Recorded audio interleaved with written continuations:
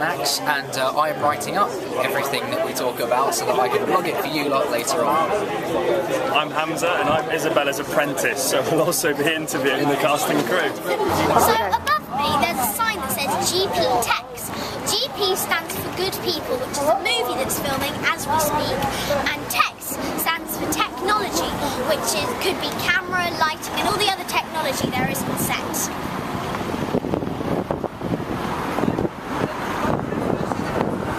So, what's it like being a producer? It's very stressful. It's very stressful because all these people you see here, all they want is money from us. That's all they want. They want more money to do what we've given them. So that's all our job is, just to try and control what we get them to do and how much they have to do it. And they always want more, and we always try and do it for less because we're given very little money by him. I give them a little amount of money. Well, it's actually a lot, but it never seems like enough for the filmmakers. I could give them 5 times more than what we've given them on this, and they'd say, oh no, it's not enough. We still need more. So that's part of my job, is to just make sure that they don't keep spending too much, and then ultimately, we go broke, run out of money. That's what we don't want to do. What's your favourite part about being a producer? The end. Yeah, I'd second that. The end is Actually, the beginning's good fun, and the end is great, but it's the middle bit that's really difficult. It's this bit. And how far are you into the film? This is tonight. So tomorrow's our last day of filming. It's all finished, all over. It's gone very, very well.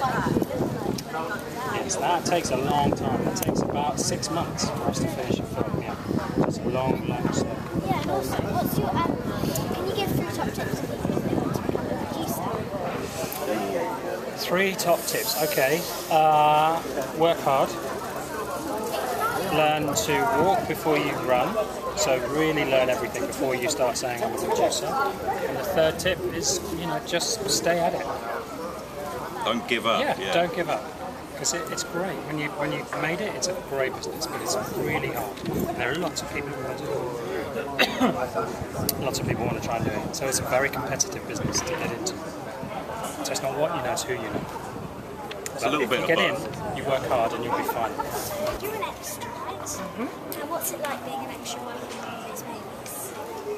It's fun. It's really interesting because you get to see how the films are made and how they actually produce film, how they position film, and actually how unglamorous it is actually making film. So, what's it like being a director? Oh, that's a tough one. It's being like a lot of waiting, and then suddenly I have, if I'm waiting an hour, I have 1 minute with the actors, and now we do the action, and cut, it was good, and then I'm waiting another hour because of the camera and everything, so it's a lot of waiting. That's one part of it. Before that, sometimes I'm writing the story, or I'm working with the writer on the story, and then we have to find the money to make our story into a film. So I have to raise money. I'm talking with producers to find, can we finance our story? Can we get money for it? And when we get the money, then we have to find the actors. Which actor would be good for this story? Then we try to go for some really good actors, and I have meetings with actors. And when they say yes, they want to do it, then we, for instance, we have to film in a schoolyard. So we drive around in the town to find schoolyards where we can, a good schoolyard which have the right look for our film, for our story. So we find places to film, and we build some on the studios. We build flats and buildings, and so we can film on studios. So this is one of the screens, which is A cam. There are 2 cameras, okay? This one's A cam and this one's B cam. And so A camera, B camera, and they're filming a scene where Kate Hudson comes to pick up her children from her school, and the screen shows you all what's happening without having to look around the screen. It's quite useful. Excuse me a second.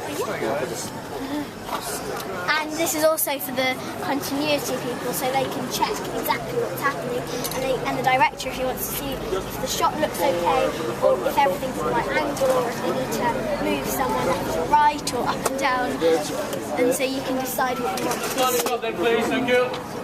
There are loads of buttons down here. What are your 3 top tips for becoming a director? Okay. Be honest. Be honest and be honest. No, all 3, just to be honest. Only it's all about being honest. Why do you think honesty is so important?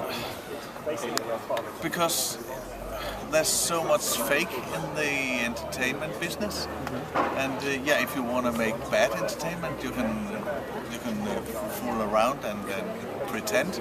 But if you want to create good art, you have to be honest. You have to stay honest to who you are. You have to find the stories inside you, what's going on inside you, what's important for you to tell. And if you stay loyal to who you are and you are honest, you will be able to make good art. If you're a writer or composer or musician or actor, it's all about being honest with what you're doing. Yeah.